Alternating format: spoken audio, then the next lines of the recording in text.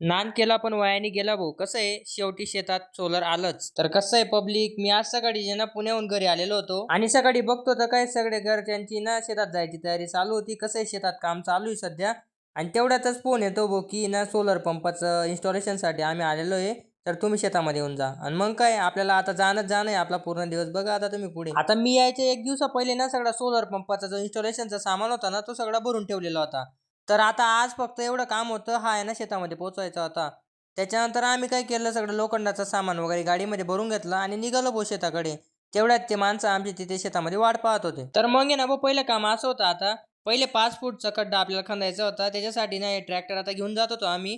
त्याच्यासाठी एक साईडचा आहे ना पूर्ण मक्याचा बनका झाला भाऊ. पण आता ते म्हणतात ना, कुछ पाने के लिए कुछ खोना पडता है.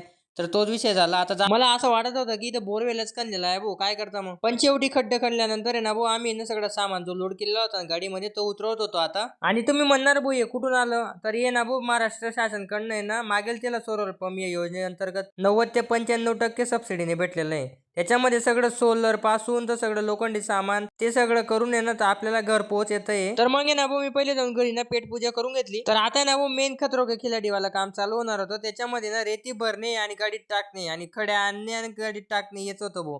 आणि पहिला मुद्दा आहे ना, मी ना आता आजच आलेलो आहे आणि आज माझं पुरं अंग दुखणार आहे तर फिक्स आहे. आता आहे ना भाऊ पूर्ण गोंटे आहे ना गाडीमध्ये टाकल्यानंतर आहे ना आम्ही निघतो ना भाऊ मग बापूजीच्या टेम्पोवर. तेवढ्या बघतो तर काय भाऊ इकडे सगळं कनेक्शन वगैरे चालू होतं. त्याच्यानंतर आहे ना स्ट्रक्चर वगैरे बनवलं गेलं होतं आणि तो मेन खड्ड्यामध्ये खांबा पण टाकला गेला होता. आता फक्त उभं करायचं होतं स्ट्रक्चर आणि वरती ठेवायचं होतं. तेवढं झाल्यानंतर फक्त राहिलं होतं प्लेट्स टाकायचं आणि त्या प्लेट्स टाकणं म्हणजे एवढं सोपं काम नाही भाऊ. आता आहे ना भाऊ एवढी सगळी उपट-सापट करून आहे ना सगळं आहे ना प्लेटा वगैरे टाकल्या गेलेल्या होत्या फायनली आणि ना आपल्याला फक्त आता मोटर आहे ना विहिरीत सोडायची होती.